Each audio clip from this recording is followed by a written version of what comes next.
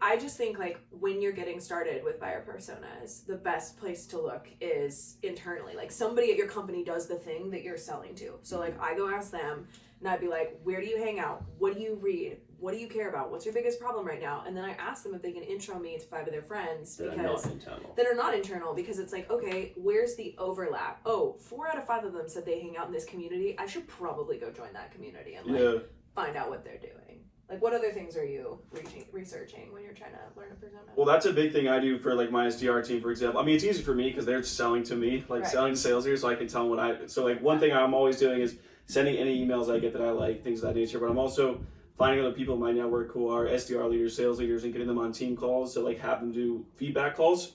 One thing we did a while back actually at PandaDoc was we had brought in like a CFO and just had the team interview them, just to like kind of pick their brain. So yeah, I think like actually figuring out ways to talk to them. Obviously there's obvious things like, you know, going and listening to call recordings, but also talking to your CS team because they're talking to customers all day. You can learn a lot from them too. But yeah, what about you guys? I think selling into marketing the past few years, it's really going to like those announcements. Like you have a marketing background, you write all the copy for all that. So I'm looking at marketers' posts on LinkedIn and like the copywriting they're doing for announcements, and then I'm translating that into my sales outreach. So if I'm going to like a CMO or a VP of marketing, I'm looking at, okay, quote unquote funding announcement, but how do they word it? And then what's one little gem that I know somebody put real effort into that I can then mirror in my outreach to reach out to them. I like that. Like we talked a ton about like where we're investing the funds for our most recent funding round, and like we heavily, like every post had that woven thread of like we're investing in hiring and the product and engineering team, and we're investing it back into like customers and dumping it into the product to make it really good. And like anyone who reached out to me and talked about that, I responded to their email. Anyone who was like, congrats on the funding, can I have some of it? I ignored them. Yeah, it's mirroring the marketer's voice. That's what I've done over the past few years. If I can mirror their voice and then put my voice into theirs and then put it soft like CTA, that's what's worked out really well. So it sounds like essentially like just putting yourself in the buyer's shoes. Be like, what's important to them? What do they care about? Where do they hang out? And then go be and then go doing that. Like you have to go, like that's the thing is like people undervalue like signing up for the newsletter or the thing that they read or hanging out, joining the community if you can. The other hack is like, let's say there's a community that your SDR is like, maybe it's too senior and they can't join it, you go join it. When you see something interesting and it's like, hey, this is a top account, like they said this, screenshot, and now you've got fodder for your outreach. Our RevOps guy used to do it all the time. He was in like a RevOps group, and anytime people are talking about tech, he would send that.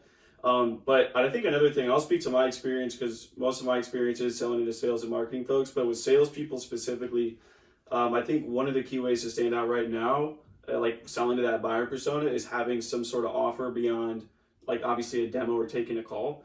And so what I mean by that is help them solve like whatever problem they're trying to, whatever problem you solve, help them solve a piece of that for free by offering some sort of like consultation or some free part of your product, and use that in your messaging.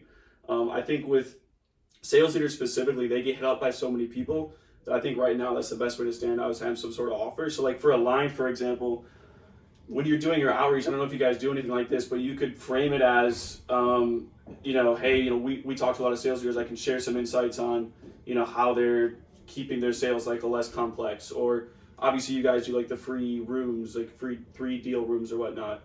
So like almost frame it as if my demo in itself is worth paying for as like a consultation. And if you come with that perspective and try to find ways to help your buyers, specifically sales buyers personas, solve that problem partially for free, once they start doing that, they'll see like the larger problem, and then obviously the solution is buying your product. Yeah, 100%. And that, I really like what you said, like I would have paid for this call. Yeah. And so I think this was a big thing for me when I first got into it. I was like, I'm an SDR for 3 minutes, and my first job was reaching out to like VPs of security and data management and like people who have been doing this for like, and it was enterprise. So they've also like, if you're the CISO at Cisco, like you haven't been doing it for 2 minutes.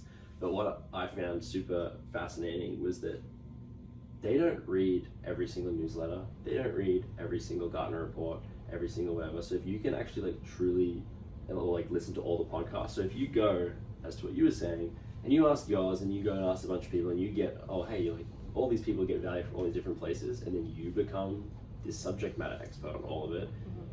You can like say, hey, you know, from what you're talking about, it sounds like there's this article and send it to them, and then you're now this person who's bringing value, because like a lot of like for me, I was like, I don't know anything. These guys have been doing it for 20 years, they know everything, but that's not true. They're in the weeds doing the job. They're not listening to all 7 podcasts for their persona, Right. or at least not every episode for all of them. Like, so that's where I think, as far as tactically, you can actually bring a heck of a lot of value just from being a relay. For what you're talking about, that was talked about by XYZ on here. Here's the cliff notes, or like, here's a snippet. Here's the line. Here's the relevant minute piece of that you, go to. so that they don't have to go do it. You're making it very easy. You're now the person that, oh well, when I had a problem, they solved it for me, or they like pointed me in the right direction. So I think it's a really good way. And also to like the Mailshake portion or the Apollo portion, when you were saying like make the demo worth it, like asking yourself what part of my freemium offer is going to be the most direct like problem solving thing for that specific person. Right? Because like I've demoed Apollo, I'm on a trial right now. I knew that I could build sequences on Apollo, and I was like, oh, like that's exactly what I need. And then now I'm like in the buying conversation, right? Yeah. I have a question for you guys. When you've like looked at going to new jobs, how much do you consider the buyer persona you're selling to? Like when you go into that new job? Everything. All the time now. Yeah, because or go ahead. I was gonna say is my opinion on it is like, and this is something I've stuck to, is I think it's if you find one you like stick to it, because then it only compounds and Over time. Yeah, exactly. I think that it might be a different product, but you know the people, you know their problems. Yeah, you can resell to them. You can continue to talk to you, build your network around them, and I feel like people maybe don't necessarily put that as high of a priority when considering new jobs. But it's like having a head start from the get-go instead of having to start from zero. I think that's super important. So I started selling to salespeople, marketed to salespeople, then went to enablement and rev ops, and I was just like, I'm getting further and further away from like the conversations I want to be having. And so when I went back to Apollo and started talking to salespeople again, I was like, this is the sweet spot. I will never sell outside of revenue. Yeah. Again, just because it's so, to your point, like you build up those years, that muscle, like you understand them, and also I think it helps. I mean, selfishly for salespeople, it helps to sell the sales and marketing. Like, yeah, I mean, why not? We're just like in it. It's also asking yourself what's a nice to have in the current economic climate versus what's a need to have. Right? Yeah, and knowing that when you approach your persona and like being able to have that conversation intelligently, because if you show up to a CEO and you're like, this shiny little thing is totally important to your business, they're gonna laugh you out of the room. So it's like making sure that you are researched and you understand like the specific ways your problem solves the problem that they have right now. Yeah. So like with the Bible, so like I started off, I feel like with everyone, you just want to get into tech. Yeah. It's like, what SDR job can I get? Whatever. And I was selling into like super technical stuff, and I hated it. Like I didn't enjoy it. I didn't like I shouldn't say I didn't like the people. I didn't like, it wasn't my vibe or anything like that. That's the easiest way I could describe it. So then I, got my experience, grinded through it, and then switched over to try a different persona. I sold into marketing, and I love marketers, but I didn't like being one of 8,000 MarTech solutions. And so I got to know that persona. I was like, this is okay, this is cool. I'm in sales, I like sales, and I found a solution that I was like, this is actually helpful to me. And I found, for me, at least for me, and believing in the tool is super important. I think that's for everybody. But for me, it's way easier to believe in something that's actually helpful to me versus I believe my tool was helpful for you. For me, it was a little different. So I switched into selling into sales and fell in love with it. And now I'm doing what you're doing as far as staying in that zone. So it's so I was like, hey Daniel, we have this tool. I'm like, oh, that's for product people. If you have if you have buy-in out the gate in your own product, it makes it a lot easier to sell. Well, and for instance, I switched from one company to another, and I did a demo on my 4th day, and I closed my first deal on my 7th day. Yeah. Because I knew them, I knew their problems. I got it. So I also think it's really important to make the distinction between a need to have and then what's a sexy product.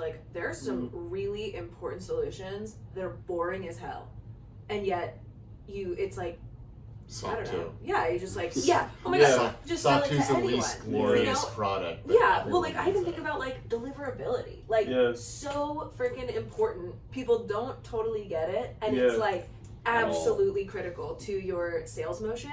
And like, I think those are the products that people need to gravitate towards, not the super flashy, sexy product with the big brand. I mean, like, we have worked for the sexy brands before, and you know, it happens, but like, I think you really have to ask yourself, like, does this solve a problem that like my buyer could not live without? Is it me or some other solution? Like, they have to do this some way. If it's not something they're already doing either manually or with another tool, you like, the whole category creation thing is tough. It's like, especially right now in this market. And I'm not discouraging people from like going to new companies and doing new things, but like, you really have to ask yourself and do a little soul searching. Like, is this a need to have? And it doesn't have to be the coolest freaking SaaS product anybody's ever heard of if it solves a real problem. When you're training your reps, like, where do you have them start day one? And you're like, okay, time to learn like, they figured out the product, or maybe you have them do actually, do you do product or personas first? So we actually don't do a lot of product training. Well, because they're using the product, similar to like Apollo, obviously they're using the product. And so I try not to teach them. So let me take a step back. When I'm hiring new reps, specifically on the SDR side, I've primarily hired folks that have a lot of motivation, work ethic. They don't necessarily have a ton of experience in SDR land. Primarily, again, this is really specific to people who are selling sales products and you're using it yourself. Like, you'll learn the product and we'll teach little things, but I try not to talk about features as much. We're talking about learning the buyer personas, and then I actually want to get them calling as soon as possible before we talk about email or anything else. And the way I approach it is like... Why is that? Because you're having live conversation with prospects much faster, and it's obviously, it's kind of like the idea of like eating the frog first, right? So if you try to get them on the phones as soon as possible and allow them to make mistakes, and then I'm coaching them. Feedback loop is tighter. Yeah, and then they can work on email and all that stuff. And I don't even care if they don't want to cold call as much. It's just the first 3 to 6 months are you like working on the process that we've already defined to hit your quota. And then once you've proven that you can do that with the motion we've already set in place, I want them to experiment and try different things. Like, whatever, try LinkedIn more, try video more, but first prove that you can do our process and then kind of expand from there. Okay. And you said you, like, as far as selling into personas, like, how many different personas do you like touch? Probably like what, RevOps, sales leaders, maybe some enablement? Yeah, I don't enjoy selling to RevOps, but yeah, a little bit of sales enablement, primarily like sales leaders and SDR leaders. And so as far as like with RevOps and sales leaders, that's primarily, I mean, I think the big joke is anyone who sells into sales knows sales enablement is where your deal dies. Yeah. So if you get pushed off to sales enablement and you manage to close one, let me know how you did that, because I don't think I've ever done it. So as far as like how do you approach a call with a sales leader versus a RevOps differently, or how do you coach your reps to do that? In terms of like the sales side? Yeah. So I mean, to be honest, we're primarily trying to sell to sales leaders. So as much as possible, we try to get into the sales leader side of thing. When it comes to RevOps, I'm actually not entirely sure. So I'd be curious to your perspectives on how you sell to RevOps for sales leaders differently. I think on the RevOps side of things, it's a bit more like they're coming in, they know their data. Like, obviously we sell a cold email software. So whenever we speak to a sales leader or a RevOps leader, they're much more like, these are our reply rates, this is how many emails we're sending, this is what we're trying to get to. They're much more like numbers focused. And so we're kind of focusing the conversation there around like, what can we try to get your reply rate to, open rate to, with deliverability and things of that nature. Whereas with sales leaders, it's a little bit more broad, like pipeline focused, that sort of thing. So it's kind of like numbers versus more of the bigger picture. I also think it's really helpful to zoom out and look at your personas or like your decision maker's boss and like, what do they care about? Because like, when I used to sell to RevOps, I would think about what does the CRO care about, and what is the one-on-one between the director of RevOps and the CRO look like, and what are they talking about, and what is the CRO saying, like, these are the numbers we need to, like, you need to improve this rate, like, whatever. And I'm thinking about that when I email the RevOps person, because I want to make them look good. So I'm like, how do I leverage my tool to solve a problem that makes them look good to their boss? And that's literally like the conversation I'm having in my head as I'm like crafting messaging and thinking about the conversations that I'm having with them one-on-one. Because I think about what would make me excited to buy a tool. It's like, it's something that solves a problem, it's something that helps me serve my team, or it's something that is going to make my boss be like, hell yeah, I can't believe you like did that. Give me mad brownie points. Yeah, I definitely say, like, to answer your question as far as like, whether it's like, let's break it down. If it's prospecting, like what someone in sales leadership cares about is different to sell like to RevOps. Yes, they have the common goal of growing the revenue of the company, but like how they look at it and how they go about it in their day to day is very, very right? So like a VP of sales compared to a director of sales is different as well, right? Like someone like a director of sales who has a team of 8 AEs, or like they're in the day, like it's like be the focused whole, on funnel. yeah, like above the line, below the line stuff. So like these guys are thinking like week to week and month to month, maybe quarter to quarter, of like what's our pipeline look like for next quarter? What are we trying to close right now? Like how are your calls this week? Sort of conversations. And so like how does my tool help them do that? Like accomplish those goals? And like that's what the prospecting messaging is about. Versus if I'm going after a VP of sales, it's about like, hey, you guys are looking at the big picture, like why are our sales cycles lengthening? Why, like, oh, now we have more stakeholders than we used to. How do we get in touch with it? Like it's more like strategic. And so my messaging is about how my tool would solve that for them. And then when it comes to like other personas outside of that completely, like RevOps would be one for me as well. And so like for them, they care about the tech stack. How does everything talk to each other? They care a lot about like the shadow tech stack, which is all of the tools that reps pay for on their own. Like Lavender's a great example of like the shadow tech stack. I've never That's a heard good That's term. so good. Yeah, that's a good term. The shadow stack. It's the shadow stack. It's like, so that's a phrase in RevOps. So like that's a phrase that I would use in my outreach Interesting. of like, hey, like for instance, like if you have a free model, and I should also touch on that. We talked a little bit like using your free offer in outreach. If you're working at a company that doesn't have a free offer, webinars are a great route. Make a free thing. Yeah. Yeah. Like, but it could free even be like resource. like when you're on the phone, like, hey, like we're doing a roundtable where we're gonna pull in create something, get some famous person in their persona to run a webinar that's like live that people can come join into Zoom and ask them questions or whatever, like something that people be interested in. Doesn't have to, you don't have to be like, hey boss, can you make a free feature for me so I can do outbound? No, it could just be like a resource. Like I used to make like 15 free video scripts Yeah. or something like that Yeah. that I just made up that worked for me in my outreach, and I would just like give it to reps, and Give I it was to like, them. just show this to your manager, and that would be how I like got in to 100%. accounts. And then, I just remembered I want to talk about that. But as far as like the personas, so like for outreach, it's like what they care about, the language they use, things like that. Because like a VP, you're gonna like use phrase like a VP of sales is gonna be like, hey, like when you're doing your roll up, which is the phrase that they use of like when a VP of sales has to report to their CRO or to the CEO, like. And they care about accuracy and they don't want to look dumb. And so like, how does my tool help them do that and then use their vernacular in my outreach? Yeah. So like those sorts of, as far as like persona, versus if I talk to a RevOps guy about roll up, it's not, it's Like going to what like you're straight talking over about. their head, Yeah. like not, Yeah, you know, vernacular stand, matters. whatever. So like that would be the one thing is like, and that those are questions like what you talked about is like talking to those people in your company and then asking for their friends. Literally like, and then like finding out those podcasts and going and listening. It's like, what are the words that they're using that I don't get? Like Speak their when language. it's said and I'm like, huh? Like the best example, I think everyone has some sort of example of this, is like, do you like I'm sure like everyone has at least someone who's a friend who's in the military. Mm-hmm. Yeah. And if you ever hear someone in the military talk to someone else in the military, it's like you're The speaking shorthand English, is so crazy. but I don't know what you're talking about. Like, what's the CRMS VTB? What? Yeah. Like on my Or like you speaking with Will. Yeah. Yeah. or like people from different countries. It's like you guys are speaking the same language. But I don't know what you're talking about. Once you like, as far as personas are concerned, I would be like, immerse yourself in that persona so much that you can easily sit in a circle with 3 others and they wouldn't know that you don't do the job.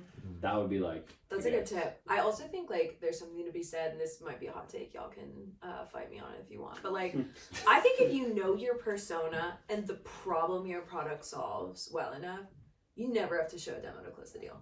Like if you actually know the problems that your persona cares about and you can speak super intelligently to it, speak to the numbers, speak to the impact of the product, they'll just be like, okay, great. And I've done that before. Like I have sold without actually giving a demo a handful of times when I was so like in tune with the persona. And it takes time and you have to know your product well too, but like I just think it can't be overstated how important understanding your buyer persona is. I would agree in the sense of like, if your solution to everything after like a couple of questions is, oh, here's my product, like let the Here's the product demo. then you're essentially just relying on like that's feature selling, which we all know Yeah. in our heads. or in our hearts that we shouldn't. Nice. In our heads we're I like, think it's a good challenge to give yourself though. Yeah. Like, So can you I? do it? Yeah. sell it? I think Just right think now from the that line would be perspective. tough. Just because A line is You're such a in good newer- visual product. Yeah, that one's It a is, good. like- And it's like, but I feel like deliverability. Like I feel like you Yeah. could. I feel like you could break it down for somebody so granular and be like, your emails bounce. You've Yeah. destroyed your domain, and then they're Yeah. like, Like, yes, can you I imagine understand if that. every time you make a phone call, you skip the last number, so you make 1,000 calls and you don't talk to anybody? Ooh. Like, is that worth it? No. You're selling Well, a every story. time you send your emails right now, you're sending it to nothing. Yeah. Yeah. It's the same thing. Like, as long as you can get that pain out of them, and I don't think that's a super hot take. No, you're selling the story. Yeah, Yeah, so- and you just have to Exactly. know the audience well enough to tell the right story. And it's almost having 3 to 5 terms, even if you're like a newer rep, like there's Yeah. 3 to 5 key terms that you understand at a granular Yeah. level. That's what matters. Mm. Even if you get hit with a term by a CRO and you're like, I have no idea what that means. But Like, then that's where, like, I think rookies pretend they do, Yeah. and like I ask this question every time someone's like, "Oh yeah, we sell to the enterprise," and I go, "Can we just pause? Like, what's enterprise to you?" Yeah. Yeah, it's so Right. nebulous. Because like, yeah. and like, whereas like I think me 3 years ago would be like, "Oh yeah, cool, okay," and like Yeah. on to the next one. But like getting like just being curious and not being oh like, my gosh, yeah. Just well, don't be a know-it-all. yeah, everybody at every company does it so differently. I mean, like at some companies, your enterprise AEs are called enterprise AEs. Some of them it's strategic accounts. Some of it's VP global. of strategic Yeah, it's like Yeah. initiatives.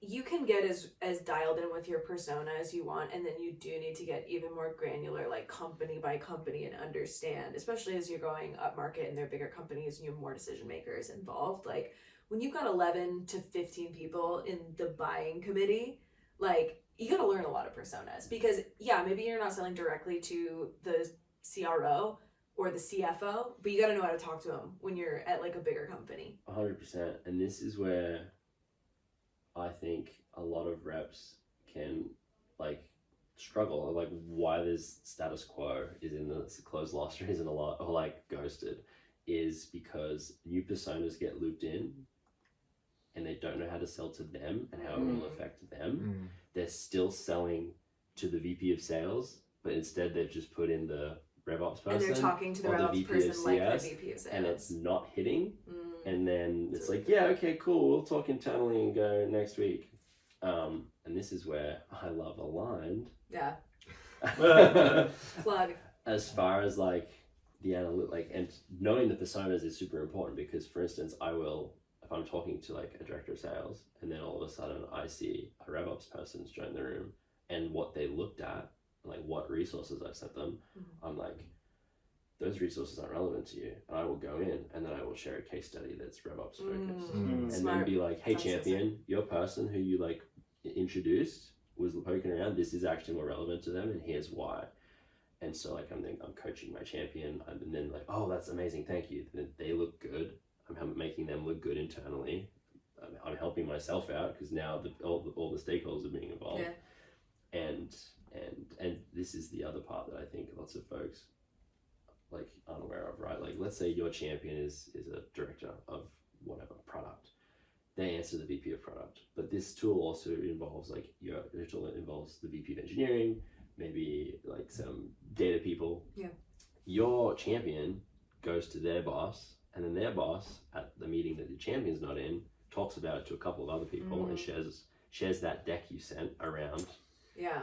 But the deck you sent is for the product person that's now going to the wrong people, and your champion doesn't know who's looking at it and what they So care they can't about. even help you. So they can't help you. So you're like, oh, say, how's it going? Like, yeah, should I chat with my VP? And like, oh, can we get on a call? Oh, well, like it'll be me to, And so you fall on your face. It's like, oh, like in 6 months' time, when that meeting is being pushed every week for like whatever until it just goes to, and now you're in follow-up mode because you didn't know the personas who were even involved and you weren't selling to them effectively. Yeah, relying on your champion to translate a completely different part of the business is what kills deals.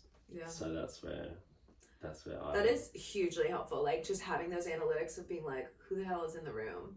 and Who's looking at what, and who's pulling and then in. building a one-to-one relationship I don't with even that know if you know person. this. So I think the biggest thing to understand, because obviously we talked about a lot of ways to learn your buyer personas, but I think the most important thing to understand is how they're getting the job done right now without you. So whether that's a manual process or like a tool or competitor they're using. Mm-hmm. So like if you're trying to, let's say, sell against Apollo, right, and you know, you have to reach out and understand that they're probably already using a data tool. For example, you can't say like, hey, you want, like, basically just talking about data. You have to acknowledge the fact that, hey, I understand you're probably already using something for data, and talk about how you're different. Mm-hmm. So that comes from understanding like what are they already using, whether that's a competitor or manual process. I'm also curious like how that works at Align, since you guys are kind of in a new category now. Like when you're reaching out.